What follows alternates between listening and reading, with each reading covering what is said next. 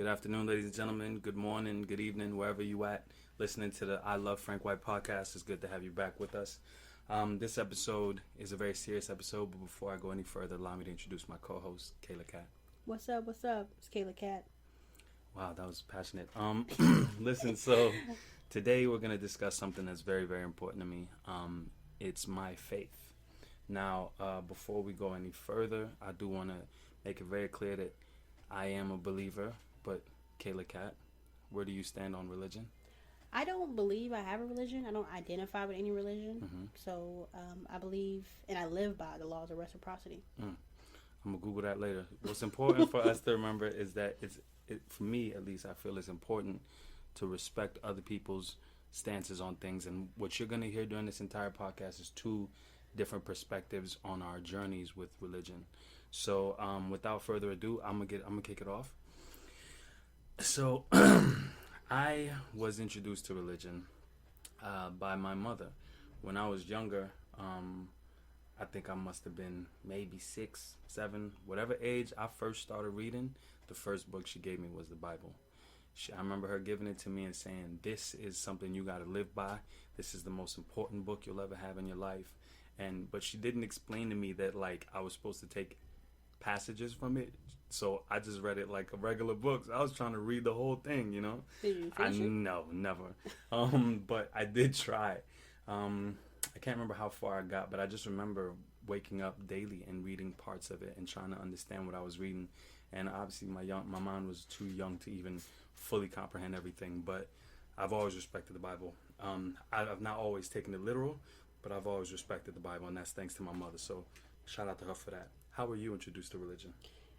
Basically, it's always been a part of my life. And the very first memory I have of religion is my mother dressing me up like really pretty. White dress and shoes.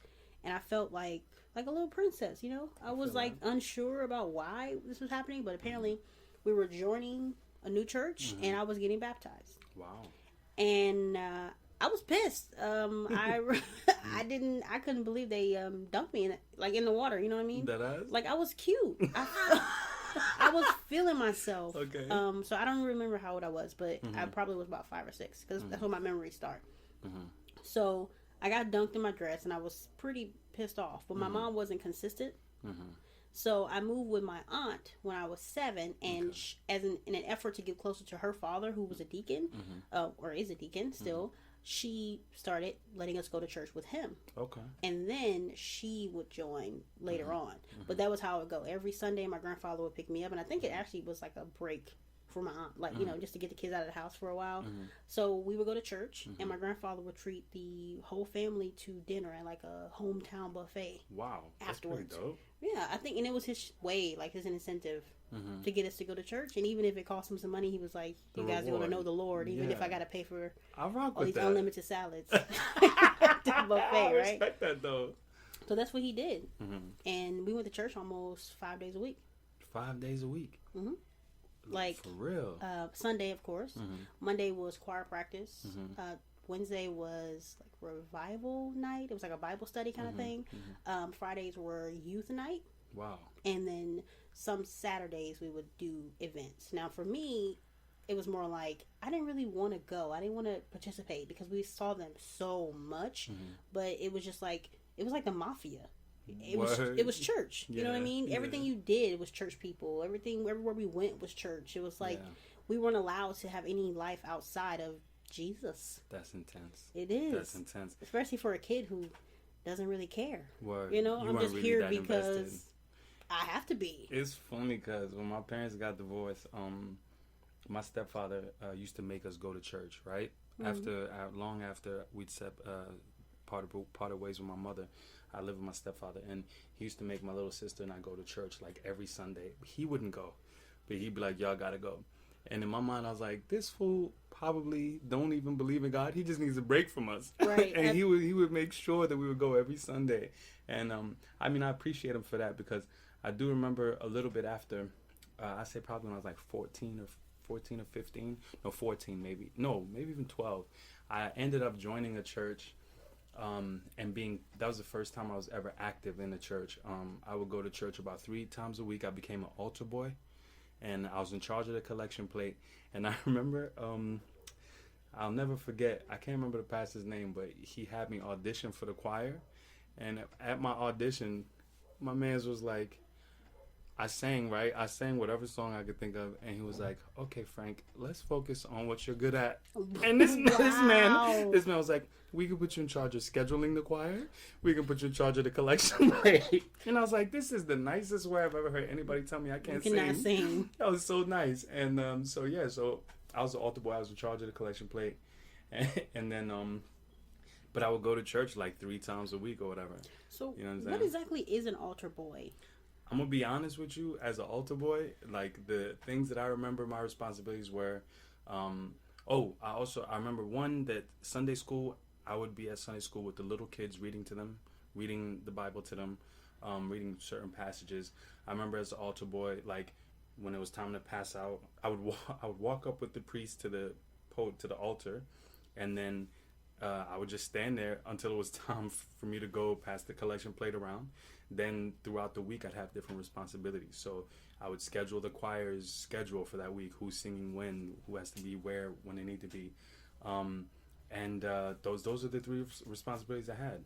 That was it. So how do you become an altar boy? Honestly, I can't even tell you if I remember the process. I just remember I was involved in the church. I was going 3 times a week, and they was just like, "All right, this nigga can't sing for shit. So how we gonna keep him here?" You know. I always wondered that about the Catholic Church. Like, how do they pick who gets to be? I really don't know, but they really showed me a lot of love and a lot of attention. I do remember feeling like, especially since I was being raised in a home with a single father who was never there, I do remember going to church and feeling like I was part of a family. So I say that was probably the best part of being an altar boy, is that you feel like you're part of something. Nice. Well, that's good. Yeah, but now we got to fast forward a little bit. We're going to jump right into it without no hesitation. Now, as we mentioned earlier, I'm a huge believer, and as we mentioned earlier, Kayla Cat is not. However, there are 2 circumstances that we're each going to talk about where I think we were playing opposing roles. You're going to talk a little bit about your time in New York, and I'm going to talk about my time in a Christian cult. And I'm going to let you go first because my story's hella long. Your story sounds long as hell. We're going to be here the whole night. So go ahead. We'll start with you. Give us some background as to how you ended up in New York and what happened from there. When I was 19, I was living in Jefferson City, Missouri. Jefferson City.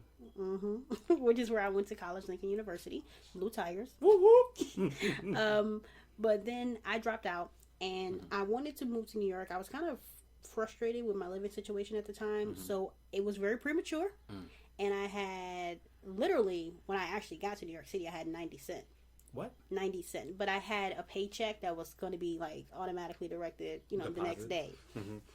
So technically I had less than $1. That's crazy. And then I had $253.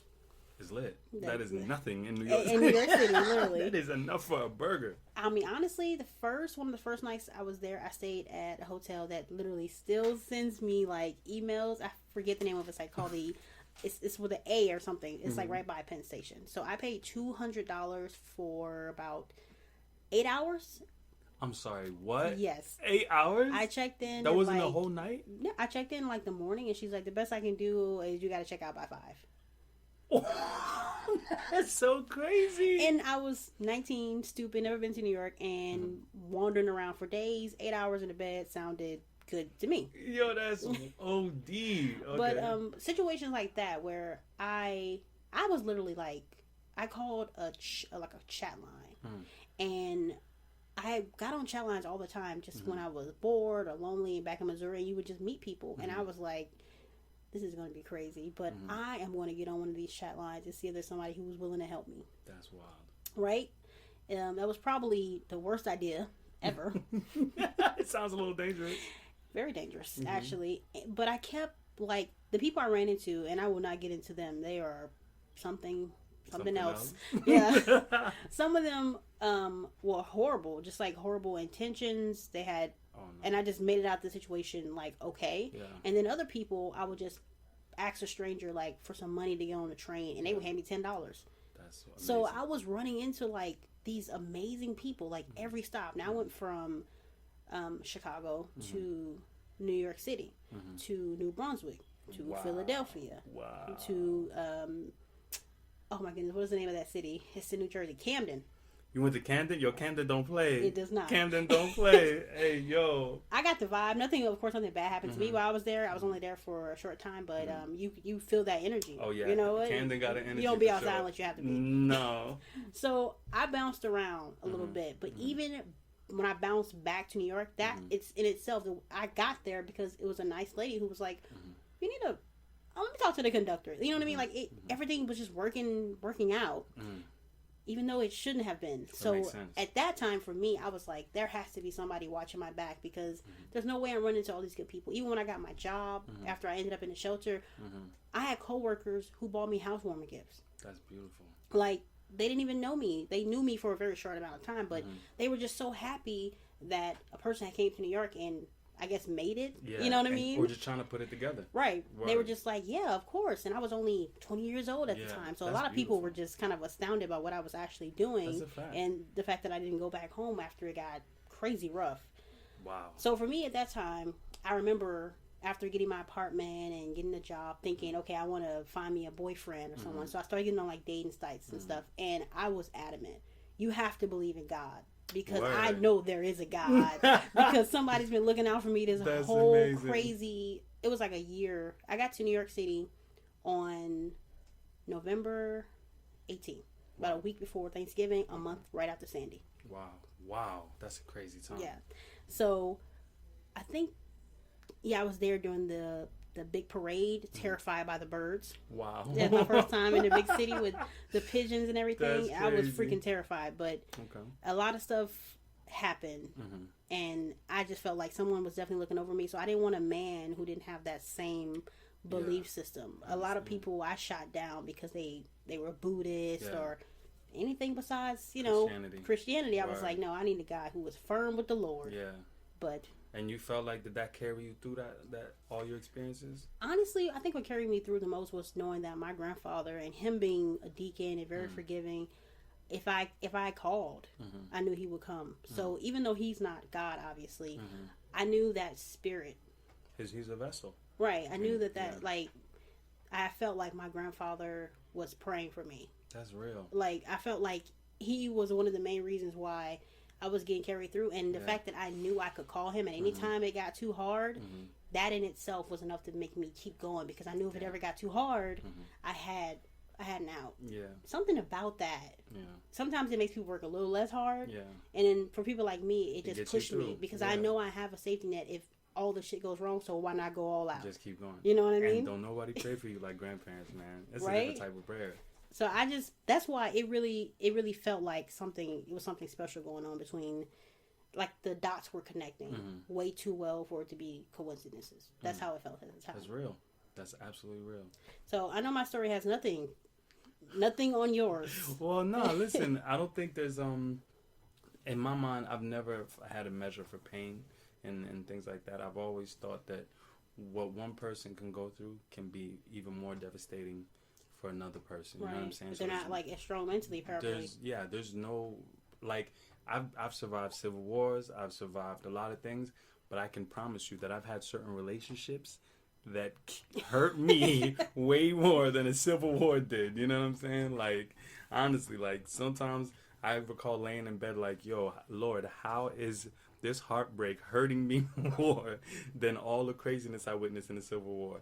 So there's no measure for pain in my mind. I feel like you go through what you go through, and it affects you however it affects you, and that's not to be taken lightly. You know what I'm saying? So I never want my story to be like the measuring point for, oh, that's real pain. Right. That's not real pain, because now I promise you, I done stubbed my toe before and thought the world was ending. So, you know what I'm saying? I understand what you mean. What you mean. But I know a little snippet of your story, and even stuff like that makes you feel like that's what kept you through, because you know someone else was going through something way worse.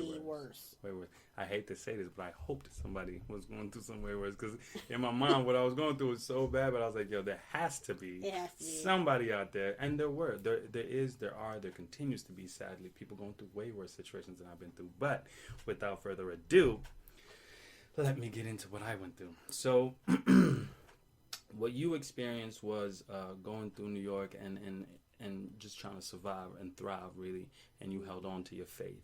Yeah. What I experienced was the exact opposite. So at this time, I was about 8 or 9 years old, and stop me when I go over 40 hours. Okay? I will definitely let you know. So I was about 8 years old, and my parents had just gotten divorced, and my mother decided she was going to take me and my little sister to Africa, to East Africa, to show us where we were from. Unfortunately, when we got there, a civil war was going on. If you're familiar with the Rwandan genocide, there was a lot going on there, and we were tucked away in a country called Burundi, which was right next door. So when we got there, the reception wasn't too good because obviously my family looked at me as a stranger. They hadn't grown up with me. They'd never seen me before. So when I got there, it wasn't open. I wasn't received with open arms. It was real difficult to adjust. I didn't speak the language, so that was another barrier. So let's just say it got crazy. I'm going to skip over some details now and go right into the nitty gritty. So my mother fell in love with a preacher, and this preacher had a compound in the mountains, a place called Gitega. And in Gitega, he had this Christian retreat that was basically away from the Civil War and everything going on. And my mother used to go with him and leave me and my little sister by ourselves. So I finally convinced her to let me go with her because I was terrified. The food was rationed. We had curfew. Bullets were flying everywhere. Grenades were going off. People were getting killed left and right. I was in a civil war, and I just wanted to be as close to my mother as possible. And the preacher had convinced my mother that God would take care of her children, so she should just leave them. I really don't know why he said that, but I am very thankful that I was able to convince my mother to let me go with her and hide away in this Christian cult. I didn't realize at the time that I was signing up for even more bullshit. So we get up to the Christian cult, and when we get up there, it's basically a bunch of women and a few men and a bunch of children. And this priest has basically brainwashed everybody, and he's the leader of this cult. Everybody does what he says. They're on his schedule, and I'm the only one who wasn't following suit. I wasn't paying attention to him. As I had said before, I read the Bible when I was younger, and I felt like he was kind of manipulating the Bible to control people. I see. But me at 8 years old seemed to be the only one that could see that. Everybody else just thought he was the Messiah and the second coming, and we just all had to do whatever he wanted to do. The first night that I was there, I didn't pay attention to something he said, and he punched me. And that was my first time getting physically hit by a man. My mother had physically abused me most of my life, but I'd never been hit by a man. And getting hit by a man is a whole different experience. So he hit me the first night. Then the next morning, I had to walk to this well that was a few miles away to get water because there was no running water on the compound. So I went and got water in the well, and as I would walk back with my bucket, because I was so weak, I couldn't carry all the water. So there'd be very little water left in the bucket by the time I got back to the compound. So there was enough for me to boil water, clean my little sister's clothes, and feed her. So a lot of days I would go without showering. He thought that I had too many material possessions, so he had my mother get rid of all my clothes and just leave me with whatever I had on. This was his process of trying to mentally break me down. So more days go by, and I'm still not paying attention to him. So one night, he physically beats me up really badly, and I get this. My eye gets swollen shut. And I remember while my eye was swollen shut, people in the compound came to see what's going on. So they came to visit, and they were like, yo, why is your son's eye swollen? And my mother, knowing that the priest had hit me, told everybody that I had pink eye. So it blew my mind that my mother would defend him over me. So the relationship between my mother and I really took a dark turn from there. So do you believe at that point she was actually brainwashed? Yeah, I believe that everybody there was completely brainwashed, including my mother. But I couldn't believe it because this woman had guided me most of my life, so I couldn't understand how she had let this man, but she was in love with him. Yeah. And he was married, by the way. His wife was on the compound as well, and his 3 other children. So then, to make matters worse, everybody caught, all the kids caught dysentery, I think is what it's called. It's where you shit blood. Wow. Yeah, so now all the kids were sick except for me, but I would get beaten up so much, so I looked sick too. And he would still be trying to get me to do things, and I would still not fall under his leadership. So he saw how close I was to my little sister. My little sister is the sole reason I survived that civil war. Like, I would have died a long time ago. But just the notion my mother had instilled in me that I have to take care of her from before she was even here. She was like, no matter what happens in your life, make sure she's good. And so I had that notion that I gotta survive this for her. So, boom. One night, the priest comes to my mother and says, look, the only way I can get your son to pay full attention to me is if he separates from his little sister. So put his sister in the orphanage. And my little sister was 1 year old. So my mother puts her in the orphanage, and the orphanage was like miles and miles away from the cult. And the priest thought, you know what? Now he can't get to his sister. Now he'll have to listen to everything I say. Right. I refused to listen. I ended up walking to the cult, to the orphanage. It was like, I want to say like 10 miles away. But my shoes had broken down and depleted, so I used to walk around barefoot. And in Africa, at this time, a lot of the roads weren't paved. It was like hot asphalt. Wow. So I remember burning my feet walking to the orphanage. And when I got to the orphanage, my little sister was there, and she was sitting in diapers. And she had like flies buzzing around her, and her diapers, it was a used diaper because they had all the kids in the orphanage sharing the same diaper. Oh my God. So she was sitting in like somebody else's diarrhea. And I like broke down crying, and I was just like, man, like, and I think I remember at that point thinking, this is where I'm ready to die now. Like, I can't take care of my sister. I can't take care of myself. This is it, you know? And at this point, I thought God had abandoned me. I remember telling, like, I used to have conversations with God, and I remember telling God, you know, I can't believe in you anymore because I can't believe that you think this is okay for me to go through. Right. You know, I'm 8 years old. This is just too much for me. And at the time, my parents were divorced. So my aunt, my mom's little sister comes to visit. And when she comes to visit, she sees the conditions we in. And she tricks my mother into letting me go have dinner with her. And so my mom's like, yeah, make sure he's back at a certain time. You know, we all got to go to prayer. And my aunt takes me out of there. She's asked me to take me to my little sister. I take her to go see my little sister. My aunt sees the condition my sister's in and my condition. And she says, if you're okay with this, I'm going to get y'all out of here. Wow. But if you don't want me to get you out of here, let me know. And I was like, please take us out of here. So she takes us away from the Christian cult. A couple of days later, we're in my aunt's crib. My stepfather comes flying in. And my stepfather's there to adopt me. Because he, you know, since I was a baby, you know, even though we're not blood related, he's always looking at me as his son. Yes. But I was like, you got to take my little sister too, you know. Now, my little sister is a child that was had outside of the marriage that he and my mother had. Mm-hmm. So basically, I was asking him to raise a child that was a product of his wife cheating on him, and he did. And so boom, so he did. My mother came down from the camp, and she came and she accused me of abandoning her and betraying her. And I said, Moms, look at the situation you got us in. Like, this is crazy. And she said, look, I'm gonna give you a choice. If you want to stay with me, we'll work this out. But if you go with your stepfather, never speak to me again. I consider you no longer my son. And so I went with my stepfather, and that's why it took me 25 years to ever speak to my mother, because I was going to hold on to that grudge for the rest of my life. Wow. And yeah, after that whole Christian cult experience, I was probably 8 then. I think for the next like 8 years, I didn't believe in God at all. Like, I was done. Like, I just couldn't believe that God was real, because I felt like God should have never let an 8-year-old go through any of that. You know what I'm saying? And I skipped a lot of details in that, but I thoroughly lost my ability to be religious for like 8 years straight. And not only did I lose my ability to be religious, but I started doing the most reckless things. At 12, I lost my virginity to an older woman.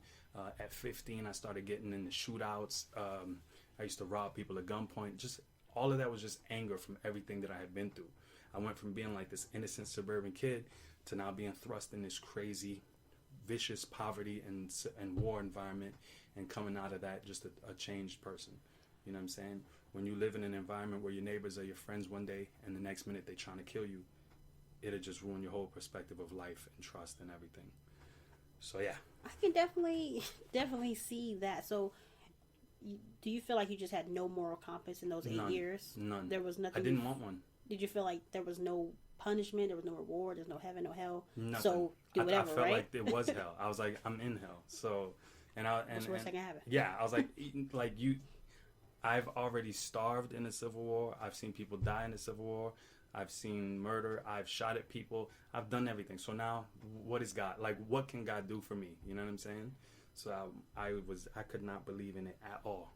Wow, that's amazing. And the fact that you believe now is even more amazing. Well, it is amazing, but but before I get into why I believe now, I gotta ask you a question. Yes. When did you, after the New York experience, right? You survived all of that, everything went well. What was the turning point for you as an adult where you decided you no longer want to believe in God? Okay, at this point, I have moved back to Missouri. This is 2014, Word. August. All right. You're giving us full dates here. I appreciate No, that. and I remember because I was talking to a friend of mine. His name is not important, but shout out to that friend. Right. So I'm talking to him, and we were talking about like actually dating each other. We had just had like a kind of a friends with benefits thing going on, and he just asked me point blank, "I'm thinking about being with you." Wow. You know, and I was like, "Wow, that's you shocked me." But I said, I don't think that can work out because I need a man who believes in God. And I knew for a fact that he just did not. Wow. So then he gets a little angry because he's like, I want you. As men do when they don't get what they want. He's like, I want you, and this stupid religion thing is the only thing that's standing in the way. And I'm like, it's not stupid. And I remember standing over my sink because I was washing dishes, and I completely stopped what I was doing so I could roll my neck a little bit, and I'm like, talk about it. It's not stupid. As a matter of fact, it's something that's very important to me. It carried me through a lot of hard times. It's a part of my history. My family's been going to church for as long as I can remember, that kind of thing. So he's like, well, can you do me a favor and just do some research, like your own research? Wow. And that was the turning point. Because at that point he asked me a lot of questions, asking, well, why are you religious? Why do you believe in God? When did you start? Like, why do you believe in this particular path? And I couldn't give him a real answer. Basically, my answer came down to tradition, right? And I basically had to ask myself, am I Christian because it's something I believe in, it's something I want to go by, live my life this way, or is it just tradition? That's real. Is it just guilt? Ooh. I remember being like 14 and I had PCOS, but I didn't know it, which gives me a surge of hormones. Can we talk about that for a minute? Can you explain to the listeners what that is? So sorry. I know there's a lot of people that won't know what that PCOS is polycystic ovarian syndrome, and it's a hormone condition that women have. Now, it can affect you by giving you longer periods, shorter periods, more painful, like menstrual cycles, and a lot of other hormone-related, like, symptoms. So it can give you facial hair. It can make you extremely angry. It can make you really like horny. Damn. Right? It can do a lot of things. It's a hormone condition. Basically, your body is just a bag of chemicals. That's crazy. And when you have PCOS, it gets very flip-flop. So it can be hard to conceive, hard to plan like your family. Birth control is tricky. All that good stuff. So I'm full of estrogen. At 14, and I'm like masturbating.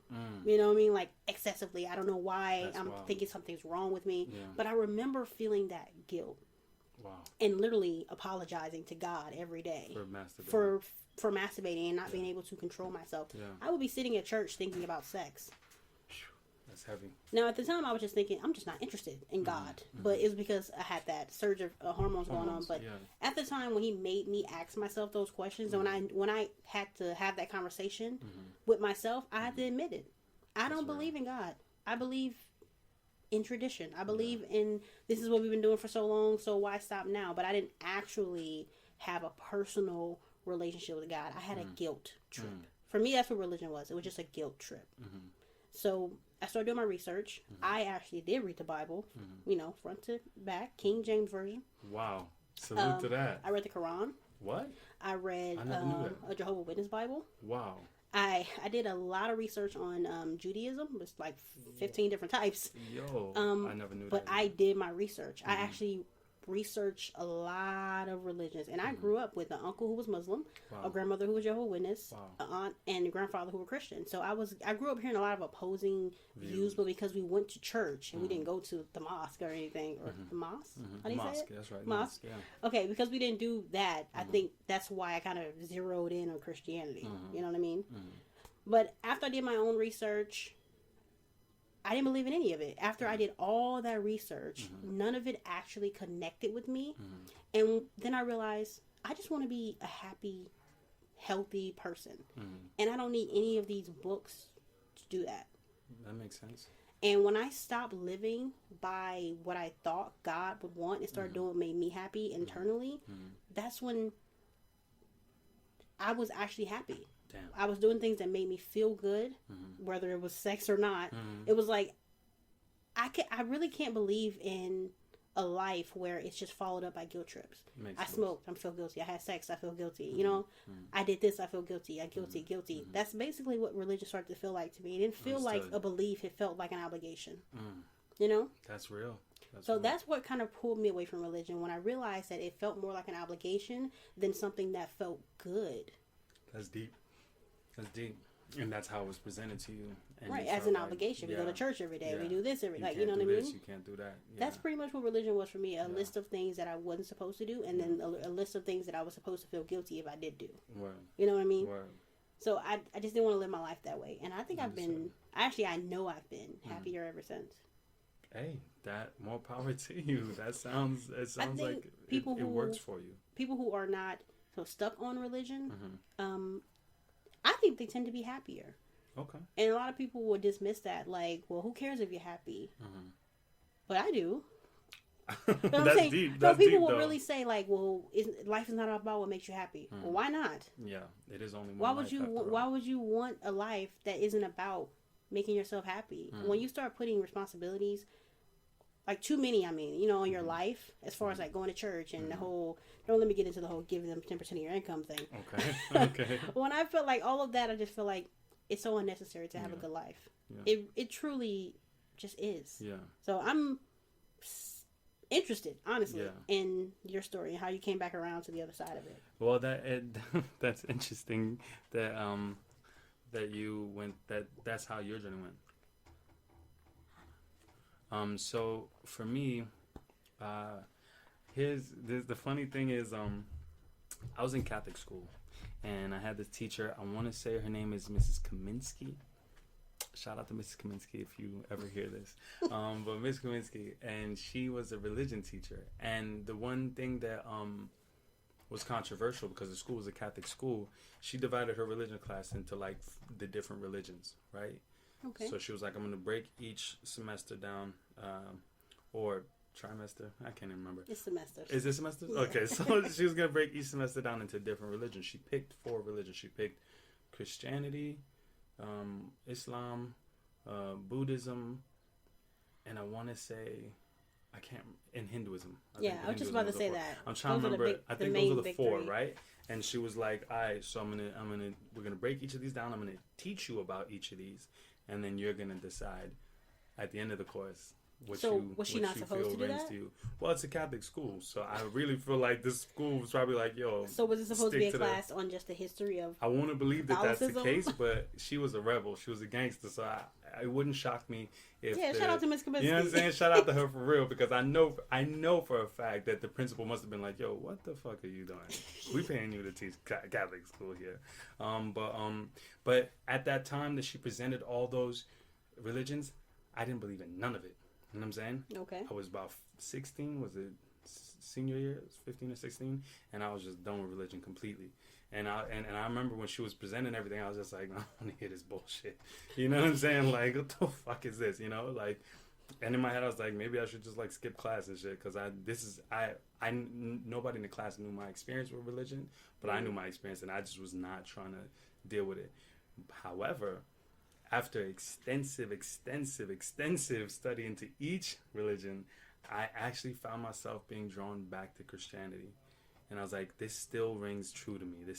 I still feel something, you know? Okay. And so after her class, Ms. Kaminsky, shout out to you if you're listening. Thank you so much. After her class, I went off and I did a lot of my own research. The most important thing for me was to understand the history of Christianity. And I understood how it had been beaten into slaves, how it had been used to conquer a large part of the globe, the never-ending fight in the Crusades with Christianity and Islam. Like, I really took the time to understand the history. Once I understood the history, then I moved forward and I was like, okay, what aspects of this religion do I feel I can embody? What are the principles? Look past the Bible. So I started looking at the principles: almsgiving, being kind to people, things like that. And I was like, you know what? I can live by these principles. I don't have to follow everything exactly by the book, but I can. The essence of this is to be good to people, and this is what I can embody, you know. And that's what drew me closer to Christianity and brought me back to where I was at. And you know, I think we get lost oftentimes. Like, everyone has their own interpretation of the Bible. Some people interpret it so literally, and I don't want anyone to hear this podcast and like follow my blueprint or feel like I'm going to tell you what to do about your religion. Religion, the one thing for sure is that it's a personal walk. One thing everyone forgets is that it is a personal walk. It is every individual's journey. So it is not my place. It is not anyone's place to tell anyone about their relationship with God. Yeah. And that's why when I'm with someone, especially like sitting with you, and you're telling me that you no longer believe, and it is not my job to convince you. Right. My job is to just listen to your story. My job is to understand and respect where you're coming from. Right? Yeah. And my job is to stick to what I know. You know what I'm saying? Like, how I feel, that's for me to feel. Right, that's not for me to impose on anybody else. You know what I'm saying? I wrote an Instagram post about this, and it was like a while ago. But I was saying we get so caught up in telling our truth. Yeah.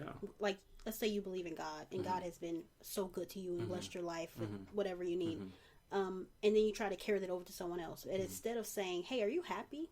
Are you good? Like, how do you feel about your life? Because as far as I'm concerned, if a person says, I feel great, it's working for me, then I have nothing else to say, especially when it comes to religion. So I feel like before you try to preach to someone or pull them in or bring them over to your side, you should check to make sure they're already happy. Correct. You know what I mean? it is. Sometimes we try to give people something they don't even need. All the something time. they didn't even ask for. All the time. It's funny, you know, you talked earlier about how you were looking for a partner that, you know, that their faith was important. You know what I'm saying? And I do too. I look for that too. But I remember there was one girl I was interested in particular one time, and I remember I started talking to her, and she was, you know, very very into religion, and I asked her, I said, is God important to you there? She's like, yeah, it's important. And then she asked me if it's important to me. I said, yeah, it's important. And then she started to tell me, to almost qualify me, like, okay, well, how is God playing a part in your life? And wow, you're not meant to check me on my on my journey. You're not with me when I'm talking to him. You're not praying with me. Like, what do you mean? And I remember that turned me off completely. You know what I'm saying? I can imagine. Whereas I got into a relationship, my last relationship, one of the best things that I took from my last relationship was my rekindled journey with God. And it wasn't a situation where I wasn't with someone that was like, yo, you need to believe in God. You need to it was not that. She literally just showed me her relationship with God, and I took from it what I needed to. You know what I'm saying? Right. She would be like, I'm going to church on Sunday. I'm gonna pray. You know, certain things that she would do. And it wasn't like you have to do this too. It was just like, this is what I'm doing. You know what I'm saying? And when I watched and observed, I was like, you know what? I need to do that. Yeah. I need to go to church. And when I went to her church, is one of the best things I could have ever done, especially for somebody coming from a Christian cult experience. It was uncomfortable at first. But when I went to that church, I connected with the pastor. And I've been going to that church ever since. You know? So, again, it's all in how... I think that is how it should be more. It should be more, hey, I saw that. I saw that you had a good relationship with God. Can you teach me about that? Can you show me? As opposed to like all this pulling that we're doing, all this judging, all this guilt tripping we're getting, like to get people into the church. And I specifically remember, like, speaking of relationships, thinking, if I get me a man that loves God, then he'll probably love me. Like, he'll love me better. You know what I mean? I thought if I got me a good Christian man, that I wouldn't have to worry about infidelity, like, because he would. Well. Exactly. Well. I know I was wrong now. Trust me, I know how wrong I was now. That's where you find all the cheaters. Oh, no, stop. No. But no, honestly, now church is like a pray. Like, it's like a praying ground for those men who are looking for women who are like I used to be. They thought if they went to church and they found a man in church and he was, good with God, then, God would take it from there. And a lot of women actually do that. They think, if I've met him in church, he seems like a good man. He seems to pray. He's playing the role. He's saying all the right things. Then he'll be a good man. He'll be a good father. These things, like not committing adultery and lying to me, will be very important to him. But yeah, we both know that's not how that's it went. BS. Yeah, no, I can tell you that like anything else in this world, everything is corruptible. Oh, it definitely, religion has definitely made its way there. And that's the sad part about it. Yeah. People assume because I don't believe in God, and I don't really like to call myself an atheist or even agnostic, that I don't have any kind of moral compass or that I'm judging them. And that's funny because it's not the case I at think all. That's what you receive everybody with that's love. where it used to be. Like, it used to be the Christians judging the atheists, and now it's like that people think atheists feel like they're better than Christians or something. But it's not the case. It's just a different walk. Exactly. Yeah. It's a different walk. And I, honestly, when people tell me they, like you believe in God, and that seems to make you happy. Yeah. That's all I could ask for, right? Absolutely right. Honestly, as long as you're not killing anybody or not anymore. Right. As long as you're not hurting anybody, like you being happy, that's all that matters. And if it took God or the Bible to do that, how can I even be mad at that? Be mad at? Yeah, right. Absolutely. It's funny. So at 8 is when all that stuff happened with the Christian cult, right? But I stopped speaking to my mother when I was 10 years old. When I was 10 years old, my mother came to visit. You know what I'm saying? And at this point, I hadn't spoken to her in those 2 years. Our relationship was non-existent because I still held on to what she said about if I go with my stepfather, she never wants to speak to me again, disowning me. And I remember she came to visit and she was pregnant. Right? So she comes to visit and she's sitting there in the living room and I walk into the living room and my mom's is there. And I ask her, like, how are you pregnant? Like, what's going on? And she says to me, well, first of all, I'm here for your stepfather to take care of the hospital fees to deliver this baby.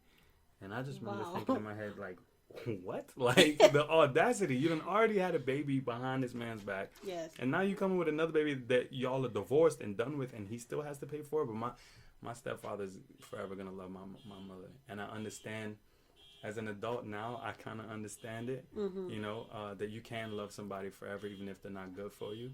I understand that all too well. Like, I love our neighbors, but what the hell is going on with this damn car? But nonetheless, I guess I'm going to keep talking either way. So, I mean, we live, baby. Yeah, we live, baby. Right, we live. We can't even stop it. So, boom. They dead ass. Thank the Lord. Thank you, neighbors. That's the least y'all could do. So boom, she's there, she's pregnant, and I asked her, I said, who's the father? She whips out a picture and she lays it on the table. And in the picture is the priest who used to beat me up, is his wife next to him, pregnant with his third child, a couple other women in the picture, and my mother. And they're all pregnant. Wow. This man impregnated like four different women, including his own wife, in that compound. And I can't tell you, that really set me on my journey to not liking God at all. You understand what I'm saying? Like, so here's a woman who had been verbally, emotionally, and physically abusive to me, and she had now had a child with a man who had been physically abusive to me, and I just couldn't wrap my mind around it. I just remember being like, I'm done with religion as a spectrum. Do you think you basically, I mean, I guess you did. Your mother, like, in a way, you kind of looked at her the same way you looked at religion, like it was just something that just wasn't going to be a part of your life anymore. At all. That's exactly. I literally equated my mother to religion. That's what I was trying to say. You definitely put those things together. They were the same thing in my mind, because this was the woman who introduced me to religion in the first place. So, yeah. I think that's another thing with religion, is that the people in our life, like my grandfather, just to see, he was happy to see us at church. And I know actually that a reason why I went for as long as I did was because of that reason. Because at 14, I told my aunt, I'm not going to church anymore. That was the gap for me between 14 and 19. I felt so guilty about all the masturbating, and at that point I had started like having sex with like my boyfriend, and I remember feeling like I'm tired of sitting in church for hours, because you know it's church, black church. Hours, so baby. We in there. It's a concert.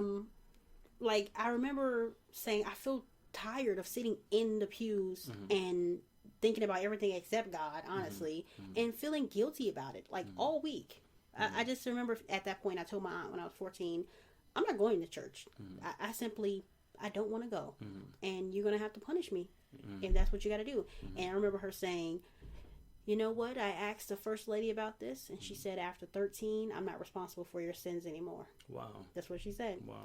And she thought that she was kind of like, I guess, shaming me in a way, like, this is not my problem anymore. You're going to go to hell, and that's your choice. Yeah. But for me, it was like, you got to stop doing that. I was so free. Yeah. No more church. Yeah. I can own my evenings. Yeah, you can do whatever you want now. Sundays are yours. For real, it felt like a burden had been lifted. Like, God to me wasn't like some great thing that had blessed my life. God was a burden. God was something I had to do. It was just a check mark on my day. You know, like every Wednesday was Bible study. There was no question about it. That's deep. And it felt very... A lot of people say, oh, you don't believe in God now because that was so forced upon you. But honestly, after 14, it wasn't. Damn. So it was my choice at that point if I wanted to go or not. And I still don't believe that killed it, because I made great memories in church. We had a lot of good times. We went to like timeshares for spring break, even though it was the same people every damn week. You know what I mean? That's a hell of a commitment that you were going Monday through Friday too. Basically, it's a community. It really is. So I understand what you mean when you say family, because there Yeah. is a certain kind of feeling you get. It's that emotional high. Yeah. We're all there. We're praising. Yeah. You know, I know all the songs. Do you? You know, I never learned the songs. You know what's so funny is I took my ex with me to church when I went to visit home, and of course I just went out of respect for my grandfather. He wanted to see me there, and I showed up, and my ex, who only knows me as an atheist, like the look on his face, like he couldn't believe that the person, that he was like, this is not the woman I fell in love with. What is this? Funny. That's so funny. So at the end, my pastor's like, you know, watch, pray, live holy every day, and you are dismissed. And we're all like repeating after him, yeah, Jesus. And my ex is like, what? Who was this? And I'm like, this is the old me. Yo, that's so funny. You know, but it's ingrained in you. I can go back to that church today, and you'll know and I'll know the words. I'll know it all. Yeah. It's a part of who we are. It's crazy because my Christianity is a part of my personality now, but I don't know half the songs. I forgot all the prayers. Really? Yeah. I feel like it would definitely come back to you. I think it will. I hope it will. But I'm going to a black church now, not a Catholic church, and you know, I got a whole lot of new songs to learn. But so, is it a black Catholic church, or what are you going to, a Baptist now? Nah, it's called One Church. I actually don't even know what the denomination is. Wow. I'm gonna have to Google it when I get out of here. Honestly, it doesn't all even I know matter. is it makes me feel happy. good. You know what I'm saying? Like the last church I went to was called. Oh my goodness, I forgot what it was called. That's a long name for it. It was called Assembly of God. Okay. First Assembly of God in Jefferson City. And the funny thing about it is Jefferson City, Missouri is predominantly white. Okay. And there's a HBCU right in the middle of it. Sway, how? Right there at Lincoln University. We're going to sprinkle a little razzle-dazzle. That church was helping the freshmen move in. I remember being in the car, my grandfather's car, when we pulled up to the university, and I was like, I don't want to go back. Let's go back to St. Louis. Wow. It was that bad, huh? I was scared. That's so funny. First day of college, or first day moving in, and I remember one of the volunteers of the church opening the door. Hey, we're helping you guys move in. Come on, you need something. And you're like, hey, this ain't gonna work. And my grandfather, a deacon, he says, you guys a church? Where are you located? And they're like, we have a youth night every Thursday. He said, she'll be there. Wow. My grandfather invited me. Just she'll be there on your behalf. Yeah, she'll be there. Okay. But no, seriously, these people were some of the kindest people I've ever met. And church for me in Jefferson City was like a totally different experience. Missouri, it was all guilt. It was like, where you been? Are you coming? Did you put something down on a fundraiser? Yeah. You know what I mean? It was always a guilt trip. Yeah. And in Jefferson City, it was like, we're so glad to see you. Yeah. We're having a bonfire. Yeah. You know, like, are you coming? Yeah. We're doing a trip. We're doing they just this. Wanted you for they you. just wanted you there. So that's why you would never hear me downing like church or religion, because there really is. Like sometimes it's the thing that somebody's holding on to. Yeah. I've known people who have been like addicted to things, and church is the only thing that keeps them accountable. You know what I mean? It's the only thing that keeps them from going back into old habits. So, and by way, no way I believe church is bad. But I do believe like the pressures and like basically monetizing it. Yeah, and turn it into a business. It's a business now. Yeah. That's the part about church I don't like. Yeah. I'll tell you that.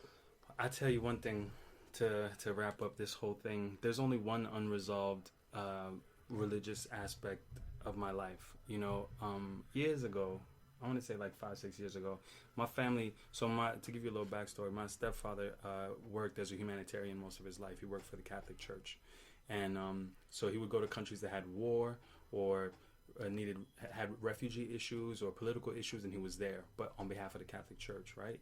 And so he spent his whole life doing that, and he saved me out of a civil war. Me and my little sister. He's done so much. He's seen all kinds of different wars, and he used to force us to go to church, remember? Mm-hmm. So the last time I went to church with the family, this was about 5-6 years ago, went to church for Christmas Eve Mass. It's important for Catholics.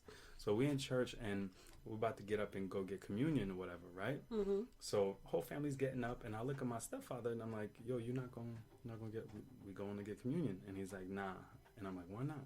He's like, I don't believe in God anymore. Whoa. I was like, what? How you just dropped that while I'm about to go? You want me to tell the pastor? And his name is Christian. The pastor? My dad. Oh, wow. My dad's name is Christian, so that's the thing that messed my head up. Is that Christian who spent his whole life as a humanitarian, worked with the Catholic Church, is no longer a Christian. When a person has seen so much stuff, I mean, it changes you. It just changes you. Yeah. And crazy, right? Yeah, it's crazy, and sometimes it's sad because, and this is another reason why I never bash religion, because somebody's faith is, it's a part of who they are. Exactly. It's a personal walk. Right, it really is. And I want to have that conversation with him, but I also know that, everybody's walk is different. So he still doesn't believe. He's an atheist. Wow. I couldn't believe it. Why do I feel like I should talk to him? I feel like you should. You might could help him. No, I don't. But I don't think anything's wrong with him. No, not at all. But it's just the way he said it. You know what I'm saying? So matter of fact. Yeah, with you, it's like you've decided how you feel and where you stand, right? I've decided how I want to live my life. With him, it just felt like a fall from grace. Like, you know what I'm saying? Like something bad happened. Like, what's the irony? He never came back. His name is Christian. He's spent his whole life working for the Catholic Church, and now all of a sudden, because of the work that he's seen and how, you if you're around a bunch of wars and refugees, you see the worst side of human beings. Yeah. And so now he's at a space where he just doesn't even believe in God. Wow. And so I think that's a conversation worth having. If you have decided not to believe in God because you did your research and you feel how you feel, that's one thing. But when the faith has been pulled out of you and dragged out of you because of all the atrocities, do you feel like one day he might walk back in church? I feel like I don't know what he's gonna do, but I know that it's his personal walk because I had my time where I strayed.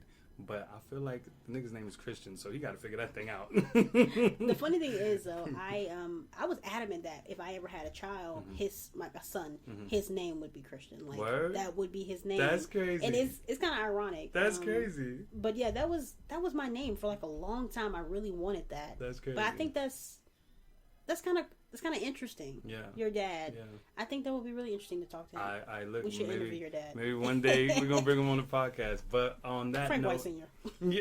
On that note, thank you so much. I just want to tell you that I appreciate you very much, and also as a treat to the listeners, of course, at the end of every podcast, we always have a song for you. Mm-hmm. So this is my first and only attempt at a gospel song. The song is called "Save Us." Wow. It's featuring Lena Marie and Stephen Drakes.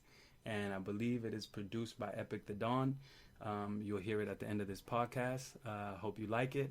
And all the songs that you hear on these podcasts are available for streaming everywhere. So God bless to all my believers and also to my non-believers. I just send you positive energy. Mm-hmm. And that's all we need. Yeah, that's it. Just be kind, man. Be kind. Wherever you stand on this issue, just be kind. And really, remember that everybody's faith is a very personal walk. Absolutely. And they might not be there. What they say, all saints have a past, all sinners have a future. You know that. Yeah. Send the saint, baby. We out of here. Send the saint, the enemy. Take a walk with me. See my slum. Let's go.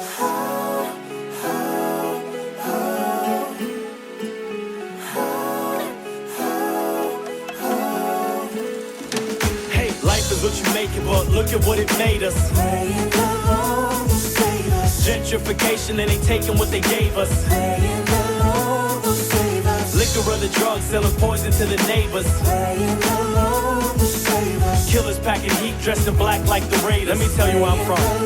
Listen, I say a prayer for every ghetto child who's never getting out. Used to sleep in heavy metal shots, bodies leveled out.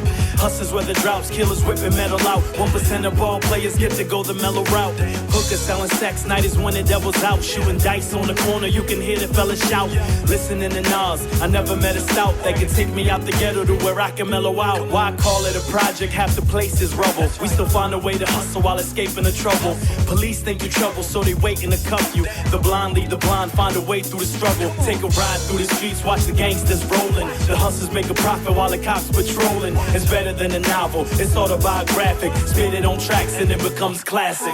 Life is what you make it, but look at what it made us. Praying the Lord will save us. Gentrification, and they taking what they gave us. Praying the Lord will save us. Liquor or the drugs, selling poison to the neighbors. Praying the Lord will save us. Killers packing heat, dressed in black like the Raiders. Praying the Lord will save us. I used to think I was a mobster with the Dodgers on the lid. The killers and the dealers and the robbers in their bids. OGs chugging 40s with a story to tell. Got distracted when they talk, seeing shorties I'd yell. A nympho's like a minnow, I'ma treat her like a shark. And a teen, I would fiend for a Gina like a Martin. I had no job, I'm Tommy with the cream. A hero with ground zero, Giuliani in the scene. Mothers made men, men were busy pitching. Cheating on their wives like the Kennedys with women. No serenity for enemies, the Hennessy was filling. Clips made for you, you pretend to be a villain. Take a ride through the streets, watch the gangsters rolling. The hustlers make a profit while the cops patrolling. It's better than a novel, it's autobiographic. Spit it on tracks and it becomes classic. Life is what you make it, but look at what it made us. Praying the Lord will save us. Gentrification, and they taking what they gave us. Praying the Lord will save us. Liquor or the drugs, selling poison to the neighbors. Praying the Lord will save us. Killers packing heat, dressed in black like the Raiders. Praying the Lord will save us. Hustling, struggling, trying to get by. So I pray to the Lord to stay strong and survive. So I keep fighting, climbing, trying to make it through the night. So please, Please, please, Lord, hear our cry. Hey, life is what you make it, but look at what it made us. Praying the Lord will save us. Gentrification, and they taking what they gave us. Praying the Lord will save us. Liquor or the drugs, selling poison to the neighbors. Praying the Lord will save us. Killers packing heat, dressed in black like the Raiders. Praying the Lord will save us. It ain't safe till we walk around the blocks at night. Brothers shoot each other, rugged shot by cops at night. Mothers raising sons, never had a pops in life. Sisters give it up for money, getting hot tonight. It ain't safe till we walk around the blocks at night. Brothers shoot each other, rugged shot by cops at night. Mothers raising sons, never had a pops in life. Sisters give it up for money, getting hot tonight.